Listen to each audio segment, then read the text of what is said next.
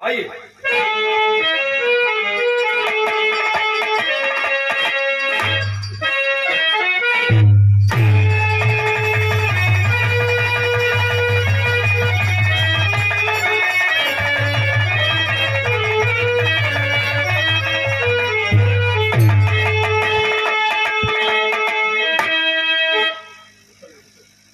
स्वर दे दे बेटा, आओ।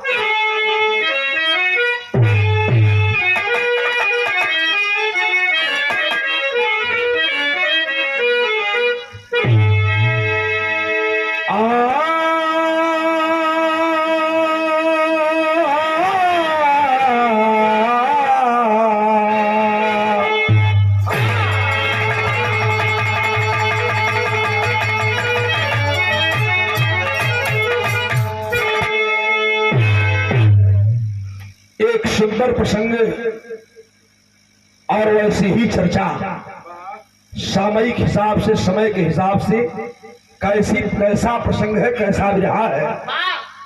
कांड कहानी के साथ साथ एक पौराणिक दास्तान मेरे ऊपर थोपी गई एक सभ्यता। 4 लाइन भूमिका में बेटा दे दो भैया वाली।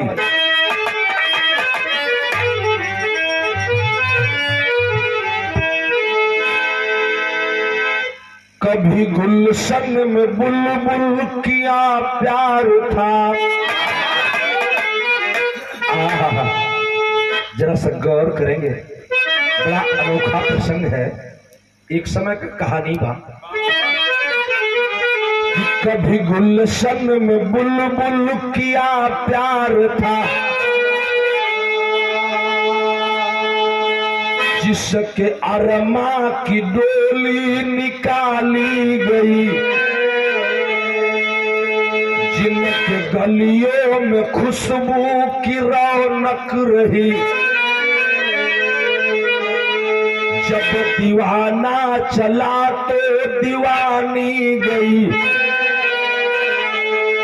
कोई सीखे मोहब्बत जो परवानों से, क्या सभा जिंदगी जाम ढाली। कभी गया लाल पे लाख पर्दा लगा, उनके पर्दे पे पर्दा है डाली गई।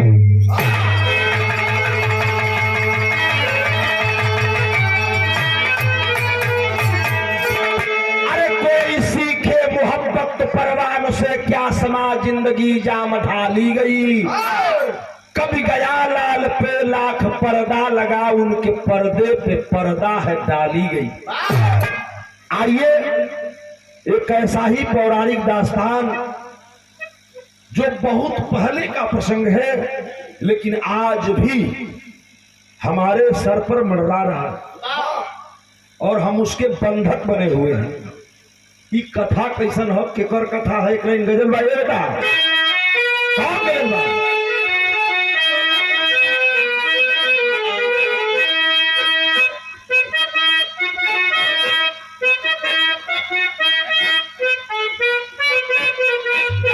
अरे वाह, यही लाइन है क्या कि सब कुछ हमें अल्लाह के दिलवर ने दिया है।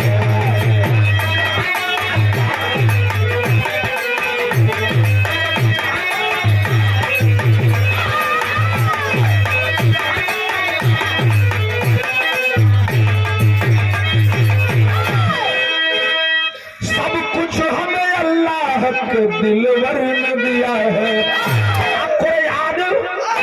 कोई मदीने के पैगंबर ने दिया है।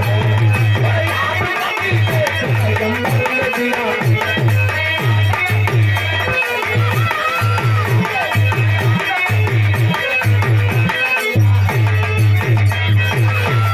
बिरहा सुनने वाले श्रोता बंधु हो, इसे बहुत बढ़िया भाव बा। कितना सुंदर लाइन है बेटा कि दरिया में बांध, दरिया में बांध के पानी को।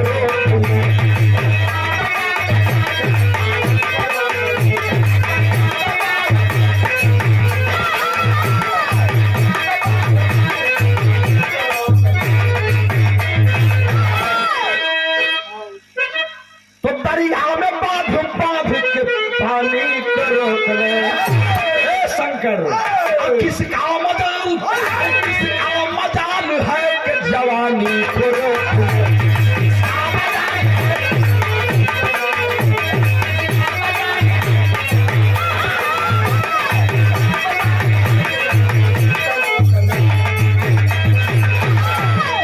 यहीं से कहानी की शुरुआत हो गई मेरे बाबूजी।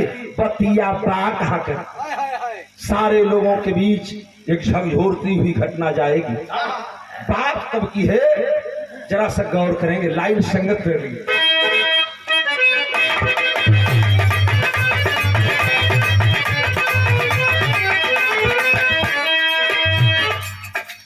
काशी नगर में शूद्र एक चमार गरीब था।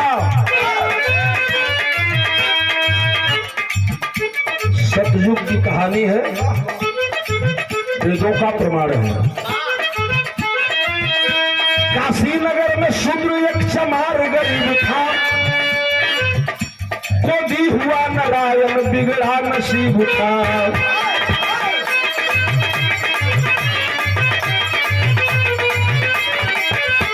घर से चला नारायण दर दर की ठोकर खाई। घर से चला नारायण दर दर की ठोकर खाई। चाहते ही एक ब्राह्मण के घर नौकरी पाई।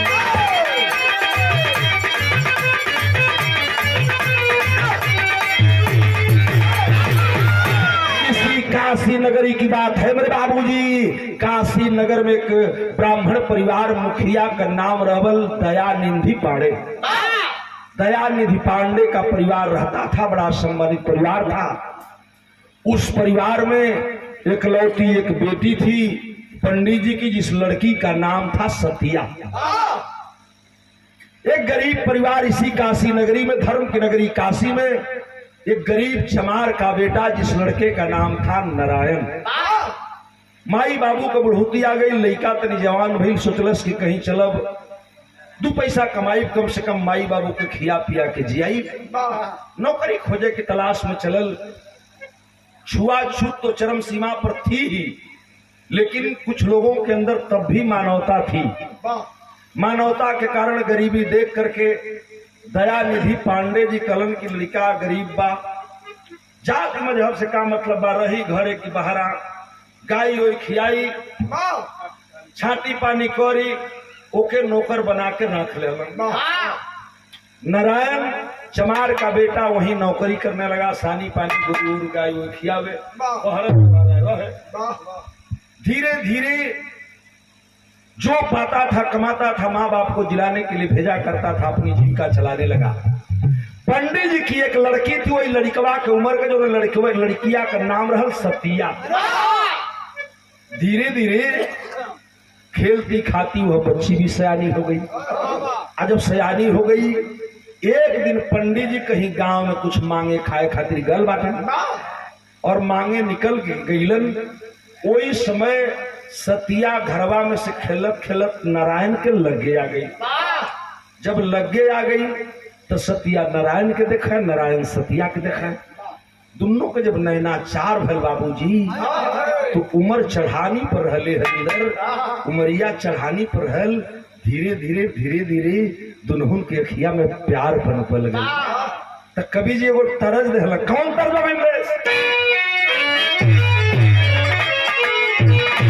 कौन तर्जबा?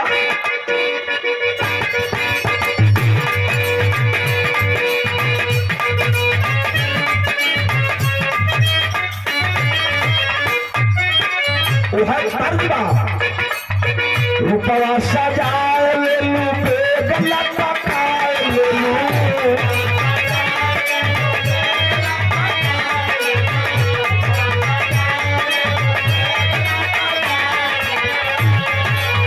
रूपवा सजाए लहलू, बेगला पकाए ले लू।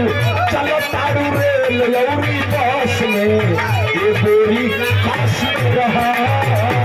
चलो तारू हनकास रहा।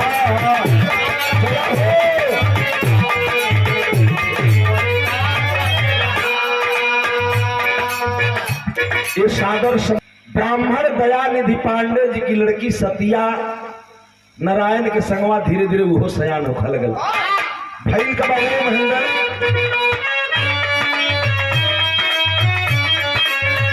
सतिया सयान भैली ब्राह्मण का कुमारिया हो।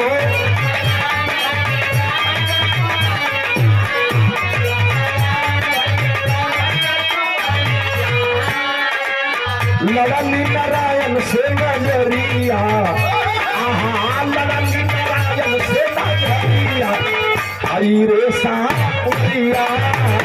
लड़नी नारायण से नजरिया, आई रे सावरिया।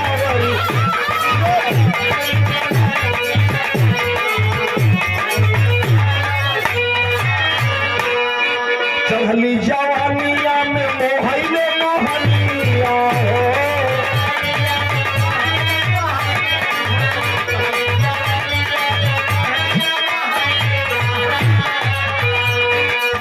हियरा में साले लागल नौकर का पतनिया हो।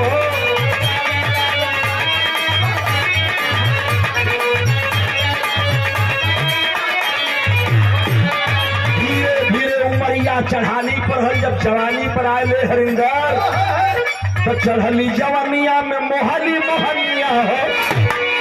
हियरा में साले लागल नौकर का पतनिया हो।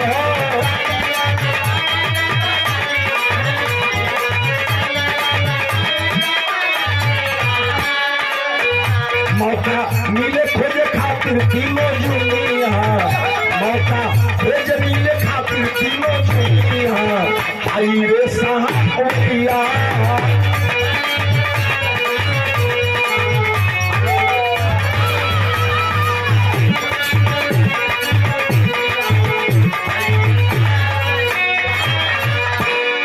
चमार का लड़का नारायण और ब्राह्मण पंडित जी की लड़की वो सतिया, दोनों में प्यार हो गया। और प्यार कर गुनाह ना होला, लेकिन प्यार को जब सीमा को लोग पार कर जाते हैं तो ही हो जाती है गलती। भैया हो सतिया और नारायण का प्यार इतना गहरा भल, इतना गहरा भल कि जौले सतिया नारायण के न देखे तो उन्हें चैन ना हुआ, जौले नारायण सतिया के न देखे तो उनके चैन ना हुआ। दोनों जने आपस में मिले लगना, चोरी चोरी मिलत मिलत जब पंडित पंडिताइन कहीं जजमनिका में कुछ मांगे बदे चल जाए तो दोनों आपस में बैठ के एक लगे बतियावा, एक लगे खेलना, एक लगे चर्चा करा। आपस में बतियावत बात धीरे धीरे प्यार बड़ा गहरा हो गया। और जब प्यार जब गहरा हो गया तब बिरहा में टेरी लगल बेटा।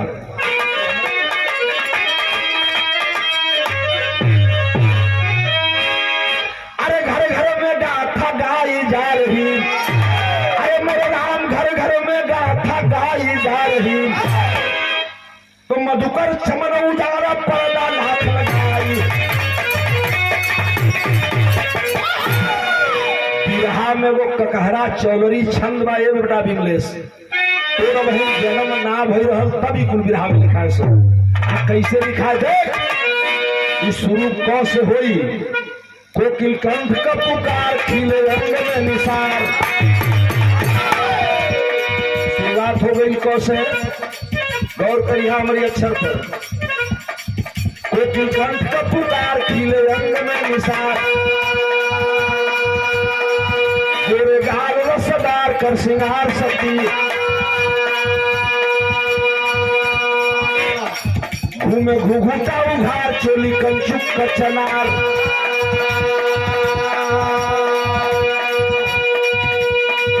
छूटे काछनी जवानी जार सती, झाके झाझर मान झार टीका टिकली स्टार। कट के नारायण हो हार डोरीदार सती, झाकी चंद्रमुखी धार पर से थोड़ा हाथी, झाकी चंद्रमुखी धार पर से थोड़ा हाथी धार नौकर घाट निखारदार भाग सकती।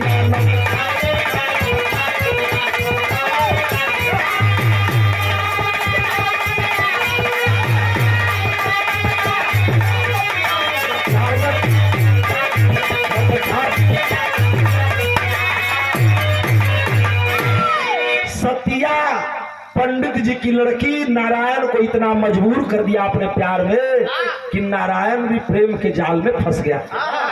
तब प्यार कर गुनाह न होला, लेकिन प्यार की सीमा को जब लोग पार कर जाते हैं तो यह हो जाले गलती। चोरी चोरी दोनों मिलना तो मिलने लगे। जब पंडित पंडिताइन बहरे चले जाए तो दोनों घर में जाए के एक संग रहे, एक संग खेलना, एक संग खाए, एक संग सुतता। बात बिगड़ गई और धीरे धीरे दशा यह हो गई बाबूजी कि सतिया और नारायण चोरी चोरी मिलते मिलते और कुछ गड़बड़ झाला हो गया। क्या हुआ, कवि जी ने भाव दिया, बिरहा का तर्ज बदल गई। तर्जुबा बिरहा कम औरत कुल गाँव मास्टर। अरे नीचे तलौआ का ऊपर घाट बनले मन भावेला।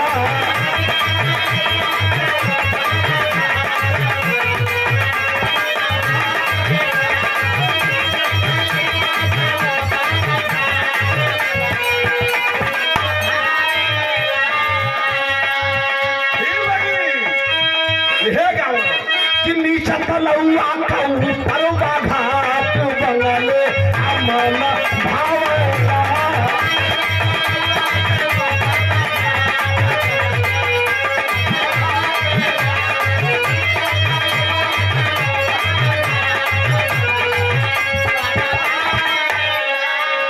यही के लहरिया गाड़ी में गावल विरोध भैया कि समधी का बहिना हुई छिनार घूम के फकार रे खोले घूम के फकार रे खोले।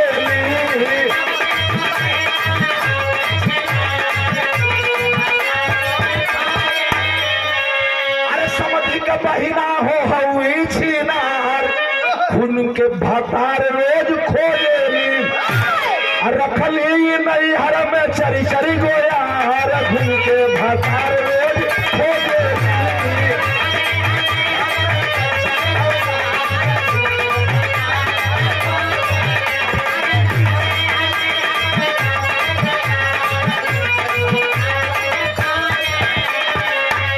लेकिन उस सतिया और नारायण की हालत क्या है जरा सा गौर करेंगे। प्यार हो गया दोनों भैया बेकरार मिला चोरी चोरी यार।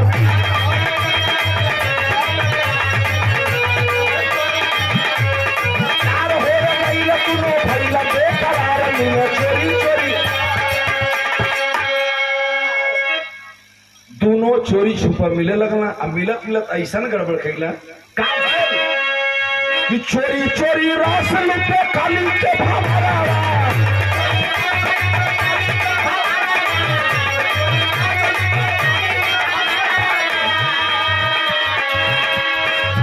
चोरी चोरी रस लूटा खाली के भावरा।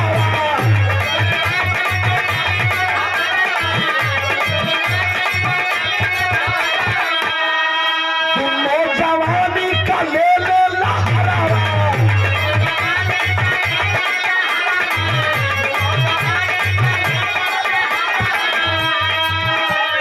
एक दिन लूटत रहला से दिया बहार। एक दिन लूटत रहला से दिया बहार मिला चोरी चोरी यार।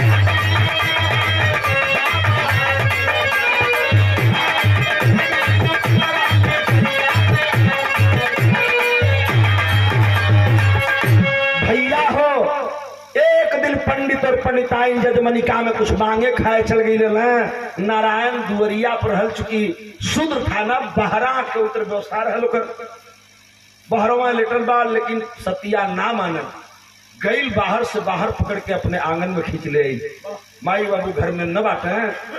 सतिया करस की तुम मेरे साथ चलो नहीं तो मैं तुझे नौकरी से निकलवा दूंगी। जवन हम कहत है करा, ना करवाना तो तुम्हें नौकरिया से निकलवा दे।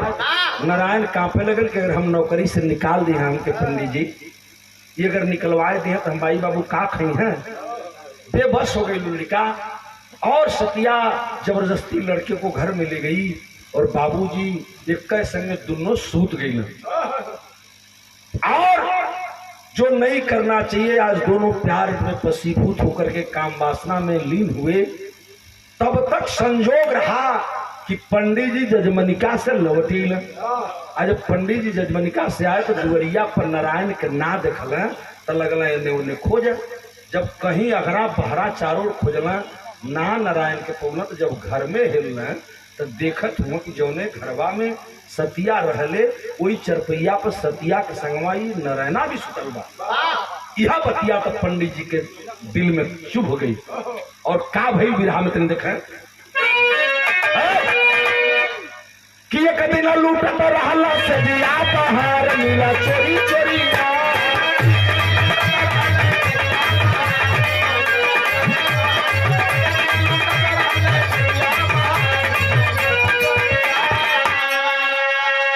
जो हत नारायण के देर होई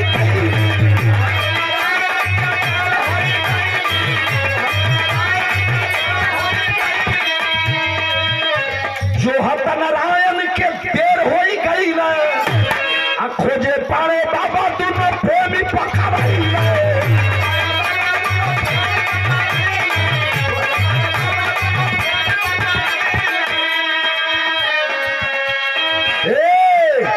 नारायण के पिठिया पर बरसे मार जो है चोरी चोरी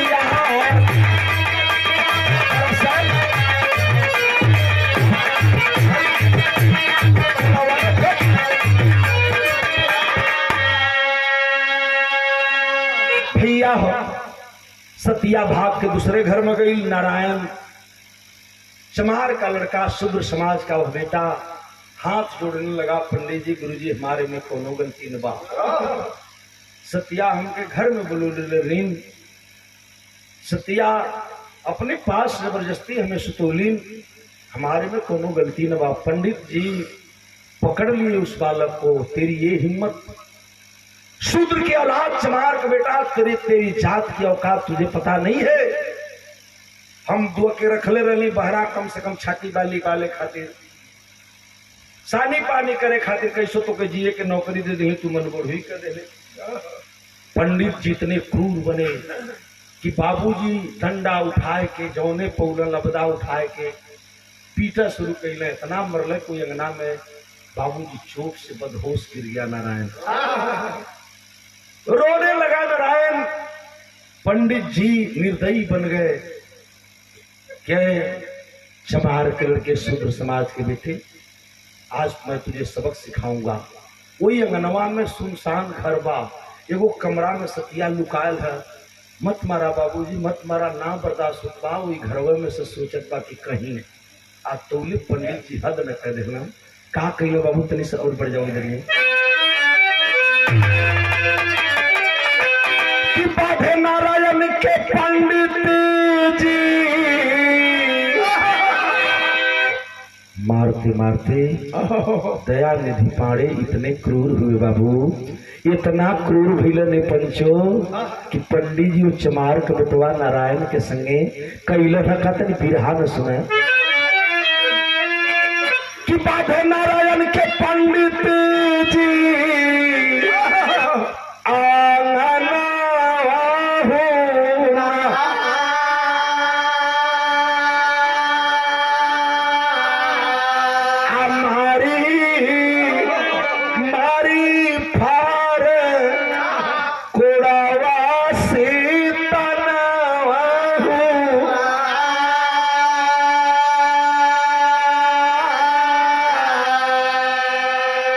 पंडित जी जब नारायण को मारने लगे, एगो कमरा में उनका बिटिया सतिया रहल देखत रहल, ना बर्दाश्त भले पंचो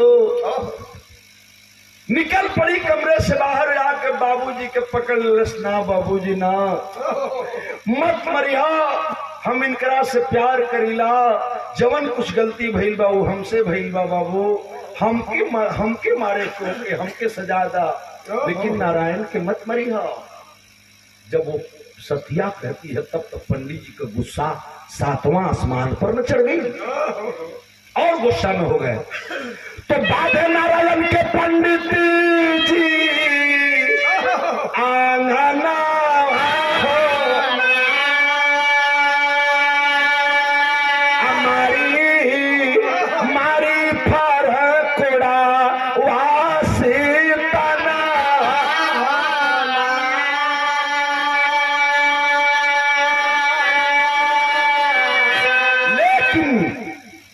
सतिया आगे आई, अपने पिताजी का पैर पकड़ती है, कहती है बहुत हो गया पिताजी मत मारिए, मैं इनसे प्यार करती हूँ।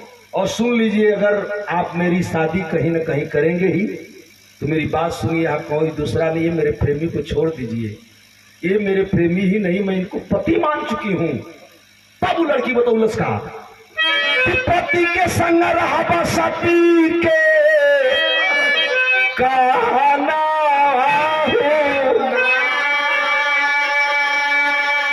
कब हो छोड़ा बैना स्वामी जी के संग।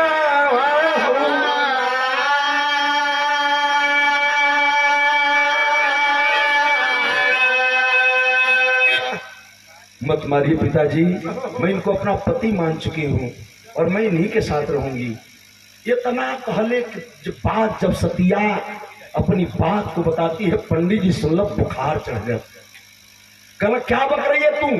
2-4 कोड़ा अपनी लड़की के भी मार दिलन, सतिया के भी मरलन, नारायण के भी मरलन। जब सतिया पिटाए लगल तब कलश के बाबूजी सुन ला, मार के का फायदा हुई, मत मारा हमके, हमहन के जो करे के बा में तो जो होखा के बा भगवान का लीला रहल हो गई।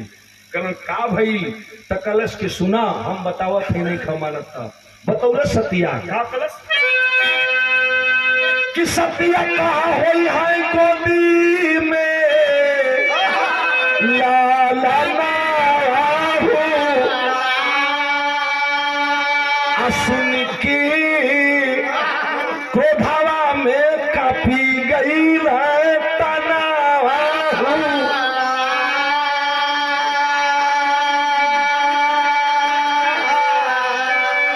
सतिया कलश के पिताजी, मैं नारायण के होने वाले पुत्र के लिए गर्भवती हो चुकी हूँ और अब मुझे मारकर क्या करेंगे? इससे बढ़िया है कि हमको घर से दोनों को निकाल दीजिए, हम लोग चले जाएंगे, हम कहीं रह लेंगे, जंगल में जाकर के, झाड़ में जाकर के, आड़ में जाकर के। लेकिन जब सुनना पंडित जी की हमार बिटिया गर्भवती भी है, गुस्सा में आंखें लाल हो गई और पांडे जी उस नारायण को आंगन में पीटना शुरू किए। दिनवा भर जितना सपरल उतना मरलन। ये पंचो जब रात भइल तो देखा बिरहे गजब हो गई। सतिया को एक रूम में बंद कर दिए और कमरे में बंद कर दिए सतिया को, और नारायण के संगमा उसी आंगन में बधा हुआ है नारायण, पड़ा हुआ है, कराह रहा है। लेकिन जब रात गहराई तो सतिया अपने रूम में बंद बा। पंडित जी इतना निर्दयी हो गई ना, इतना निर्दय हो गई ना कि ये चमार के इतनी औकात कि हमरे घर में नौकरी कैलस और हमरे घर में ये धोखा कैलस। इनके भूत सवार हो गई और वही घरवा में कैला का तनी बिरहा सुने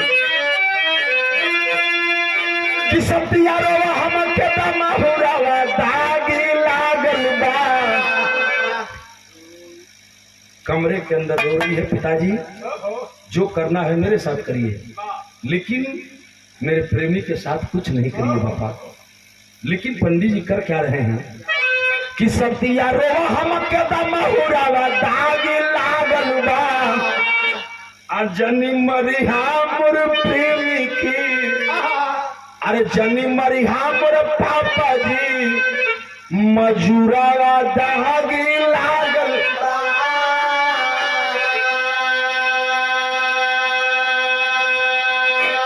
लेकिन जब रतिया गहरा गई तो रात जब गहरी हो गई, पूरा मोहल्ला सो गया है और सतिया को एक कमरे में बंद किए हैं। वहीं से अकनत बाकी अगनवा में होत का बा। नारायण कराह रहा था पंचो, और रात जब गहराई तो पंडित जी कैला का तनिहाई देखी कि नारायण के काट के गर्दन पंडित बने कसाई हो, और जंगल बीच लाश छुपा के पंडित भय अन्यायी हो। तौले घर से भागी ना भैला सबुरवा दागी लागल। अरे सतिया घर से भागी ना भैला सबुरवा दागी लागल। आ घूमी के खोज पंडित के मजदूरावा दागी लागल।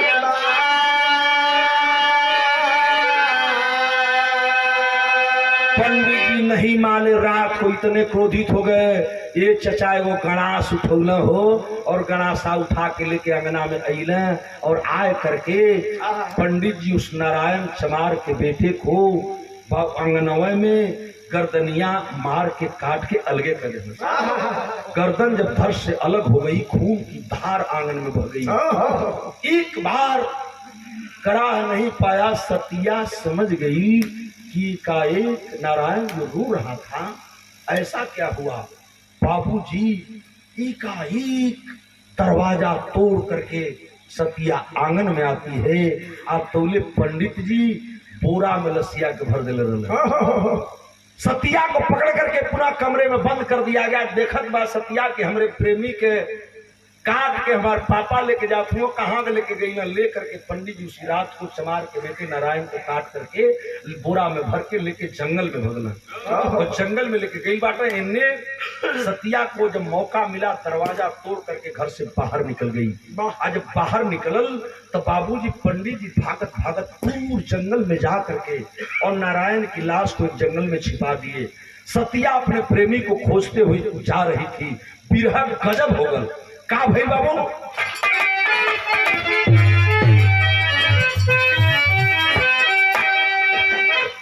भोर के समय सतिया घर से निकल पड़ी। खोजते खोजते आखिर मेरे पिताजी लाश को छुपाए कहाँ है। धीरे धीरे वहां पहुंच गई जौने जगह में पंडित जी नारायण का लसिया छुपौले रहा। भाई का तनी देखा कि सतिया ले लासिया, ये पंच सतिया ले लसिया जंगल में रोवे। देखब रोवत रोवत रतिया कभोरनिया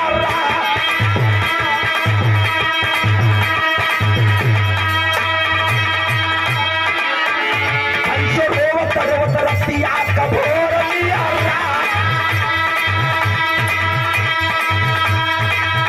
पहले गिरिजा के संगवा में आए भोले बनी,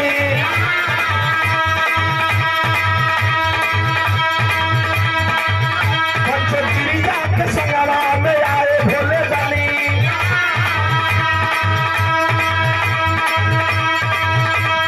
नारायण की लसिया के बिहला जिला,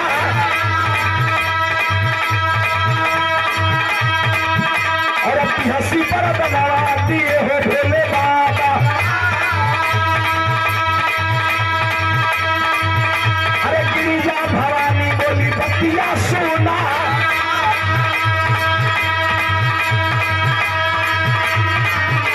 कि दूसरे जन्मवा में पूजी सारी दुनिया।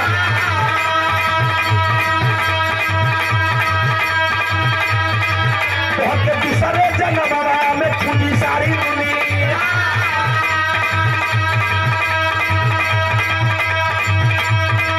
पंच सतिया जंगलवा में मरई बाना,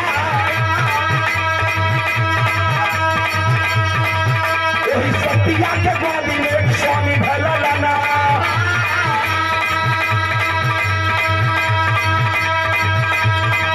चाचा सतिया के गोदिया में स्वामी भलना।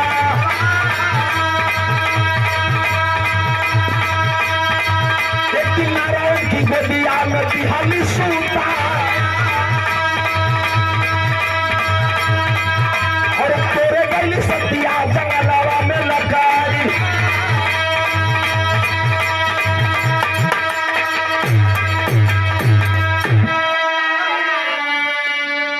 बिरहा सुनने वाले सम्मानित साथियों, पंडित जी जंगल में लाश को नारायण की छुपा दिए थे। सतिया भोर के समय खोजते खोजते लसिया पा गई। जब लसिया पा गई, लोग काशी की नगरी में लेके नारायण की लसिया के गोद में रोवत रहल। भोर का टाइम रहल।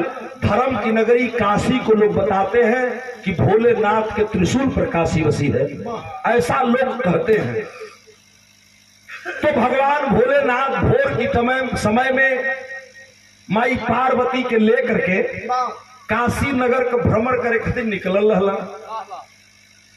एकाएक माई पार्वती जी किसी औरत की रोने की आवाज सुनी। भोलेनाथ से कहली कि भगवान देखता हो कोनो मेहरारू रोवत बा, कल चल तू ना, तू मेहरारू को जात जहां तहां लपटिया चलो चला। मेहरारू महाराज से तो हसे का मतलब बा। पार्वती जिद कैली कि भगवान बगलिया में कोनो सही जंगलवा में लईकी रोवत बा, तनी चली ना देख लिहल जा। भगवान भोलेनाथ माँ पार्वती दोनों लोग गए। एकाएक जब पार्वती जी देखली कटी लाश लेकर के कोई लड़की रो रही है, जुआ है। क्या नाम है बेटी, क्यों रो रही है, कौन है तेरे? रोए लगल लड़की। इधर साधु के भेष में दोनों प्राणी भोलेनाथ। लड़की अपन दर्द बताओ भाई, हमार प्रेमी हुवन, इनके बगैर हम जी न सकीला। कई के रोए लगल। माई पार्वती के दया आ गई। भगवान भोलेनाथ से कहली का होई होय औरत, हम तो हार औरत है, इनका औरत है, लेकिन इनका गर्दनिया लोग काट दिले बाना। हे भगवान भोलेनाथ, भोर का समय बा, कुछ कैदा। जब औरत जिद कर दिली पार्वती जी, भगवान भोलेनाथ गर्दन के सटोलन और नारायण को जिंदा कर दिए। नारायण तो जिंदा हो गए। अब सतिया गले मिल के बड़ा खुश भइल। तो पार्वती जी खुश होकर कहली कि जाओ, तेरा पति तुझे मिल गया, लेकिन मैं वरदान दे रही हूं कि अगले जन्म में लोग तुझे पूजेंगे, तुम लोगों की पूजा की जाएगी इस धरती पर। सतिया सोचलस कि अब का करी, घरे जाई तो हमारे बाबूजी फिर काट दी, फिर मार दी। तो बड़ा दुष्ट सही के अपन पति के पौले ही, अब का हम करी। गई लो जंगलवा में एक जगह कूस काट के, लकड़ी काट के वो मड़ई छोड़ना दोनों प्राणी। नारायण और सतिया वही मड़ैया में रह लगलन।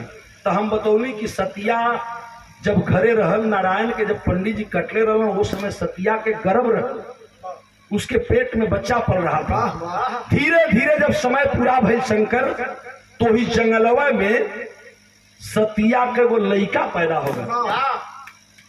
तो नारायण और सतिया दोनों मिलके बड़ा प्यार से वो लड़का का नाम रखलन स्वामी। चूंकि भगवान भोलेनाथ की वरदान से वो लड़का भई रहल, तो वो लड़का का नाम लोग रखलन स्वामी। ई खबरिया दयानिधि पांडे को लग गई कि पंडित जी आपकी बेटी और नारायण चमार दोनों वही जंगलवा में बांटा, अब दुइये न बांटा, उन्हन के वो लड़का भी हो गल बा।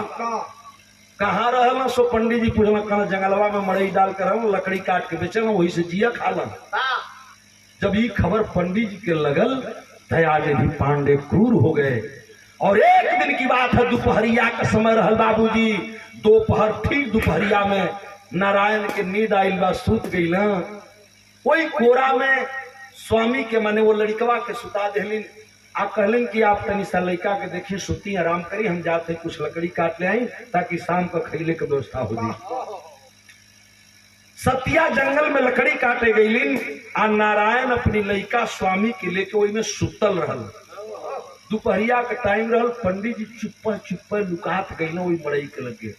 मड़ई में देखलन हमार लड़किया न बा, नारायण और स्वामी होकर लड़कवा सुतल बाटा।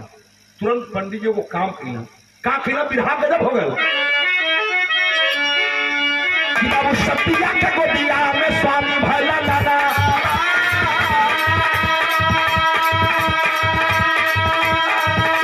नारायण की गोदिया में बिहाली सूता।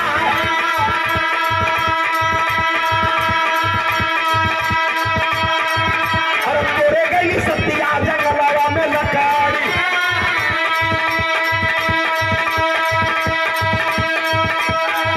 पंच तोरे गई सतिया जंगलवा में लकड़ी। पहले पंडित हरा जाए के मलैया हो जा रहा।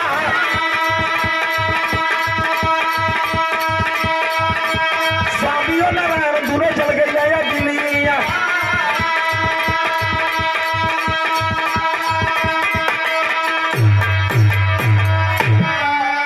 अरे स्वामियों नारायण दोनों चल गए गिलिया, कि सती भैली सती आओ यज्ञ आया।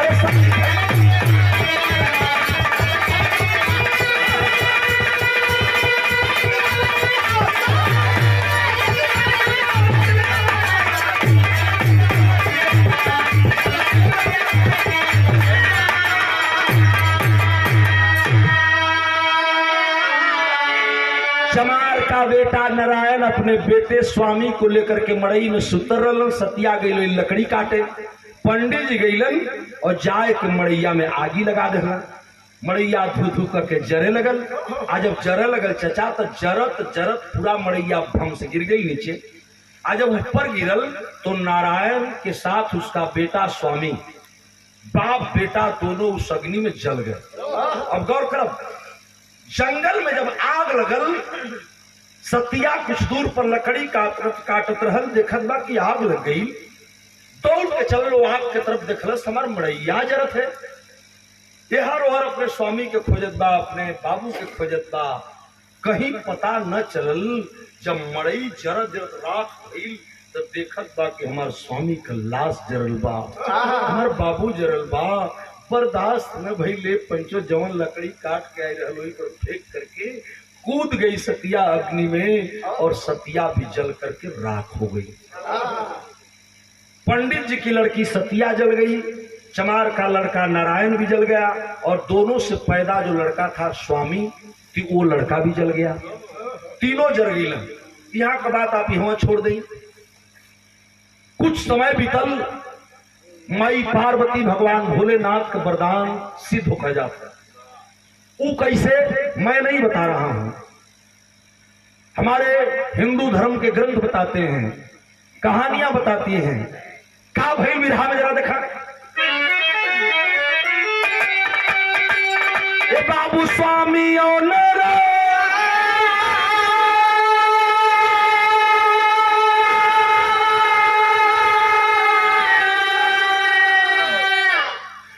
स्वामी और नारायण पाया भोगतिया, कभी के दुनिया में भवनिया पूजावा सतिया।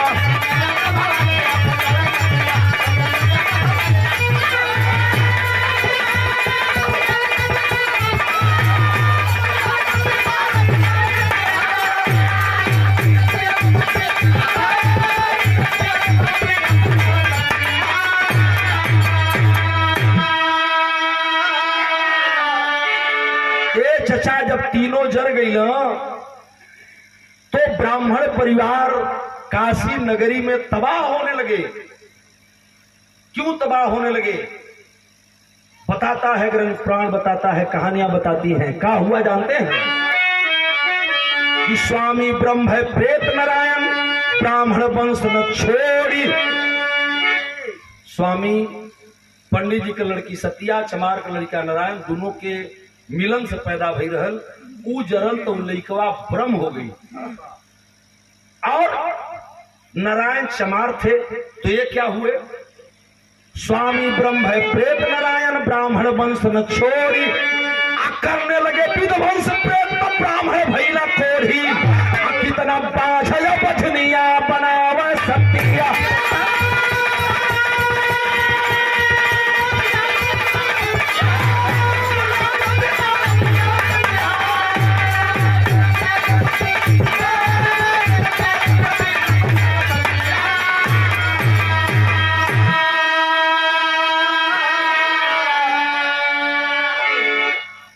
तीनों जरे ब्राह्मण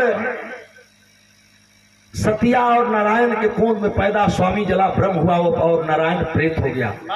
और सतिया जो जली थी इतनी क्रोध में आई बाबूजी कि एक खुखार रूप बना करके और सारे पंडितों को जाकर के परेशान करने लगी, औरतों को परेशान करने लगी और ब्राह्मण महिलाओं को परेशान जब करने लगी, सारे काशी के ब्राह्मण जब परेशान होने लगे, कोई बाजी लोग लगल, कोई अपंग हो गल, कोई लूल हो गल, कोई कान हो गल, कोई यानर हो गल, कोई के कोड़ फूटा लगल।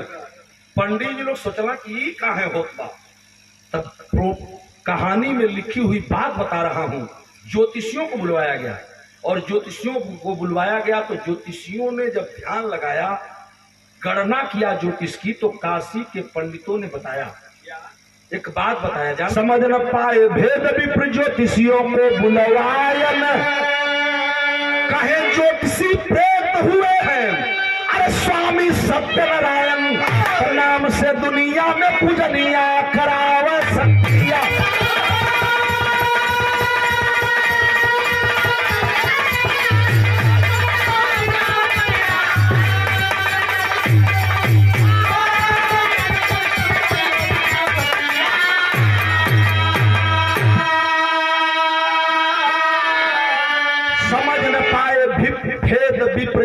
ज्योतिषियों को बुलवायन, कहे ज्योतिषी प्रेत हुए हैं स्वामी सत्यनारायण। नाम से दुनिया में पूजनिया करावन सतिया।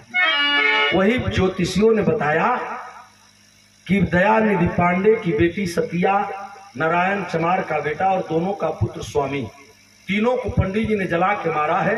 यह तीनों प्रेत हो गए हैं, इनकी पूजा की करनी पड़ेगी। जौले तीनों ना पूजे हैं तौले शांत ना हुई हैं। तब तीनों की नाव पर पंडित जी लोग नाम धैल लोग स्वामी सत्यनारायण। स्वामी वो लड़का का नाम, सतिया पंडित जी का लड़की या नारायण चमार का लड़का, तीनों की नाव पर नाम पड़ल स्वामी सत्यनारायण। वह स्वामी सत्यनारायण का कथा आज भी शादी विवाह गृह प्रवेश घर भोज बढ़िया कोनो कार्यक्रम हुई तो पहले स्वामी सत्यनारायण का कथा लोग कहवा लेना। हमहन पर दबाव बनावल जाला पंडित जी लोगों की तरफ से कि नहीं सत्यनारायण समय का कथा कहवे चाहिए। वही तीनों की नाव पर उन्हन का नाम स्वामी सत्यनारायण रखाई और वह सत्यनारायण भगवान की नाव पर कथा आज ले हमहन से पूजवावल गई। लेकिन सच्चाई ये है कि वो हमको नहीं पूजना था। वो अब ज्योतिषी बताए थे कि पंडित जी लोग तो हम के पूजा करे के पड़ी स्वामी सत्यनारायण को। तो पंडित जी लोग हमहन के थोप दिया लोग कि नहीं तोहनों को पूजा सो। अब हमें पंडित जी लोग का करला लोग तनी हाई देखा लो। अब वह पंडित जी लोग वही स्वामी सत्यनारायण के रोरी रक्षा पान प्रसाद ले सब ही से पूजावा। स्वामी सत्यनारायण कई के बाबा शंख बजावन, जेकर जाहिर बा कहानिया पूजावा।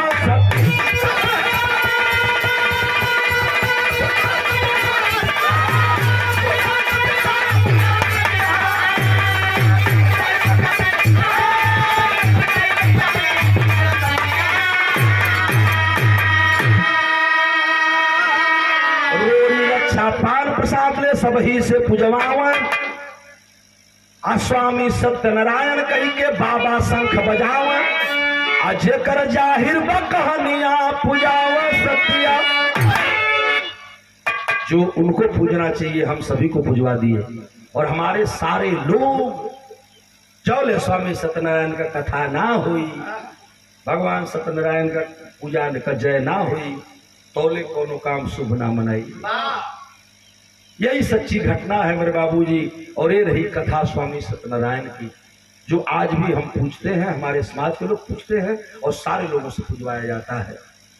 कहीं हमें पाखंड में भ्रम में नहीं आना चाहिए। बिरहा के आखिरी में लिखल गई सभी भाइयों को बताते हुए कवि जी ने भाव दिया है क्या।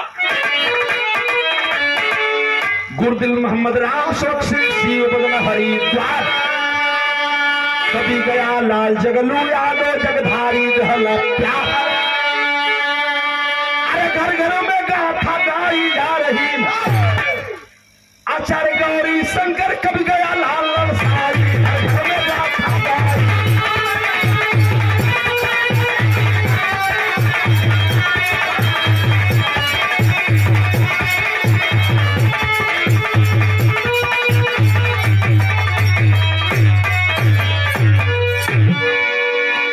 सभी साथियों को नमो बुद्धाय जय भीम। भोर के समय सभी साथियों को बहुत बहुत जय भीम, प्रणाम, नमस्कार, आदाब, जो जैसे हों। अब आप लोगों से इजाज़त भी चाहेंगे। सवेर होकर सभी पंच गोसाई को प्रणाम करते हुए यही मंच का समापन किया जाता है। जय भीम।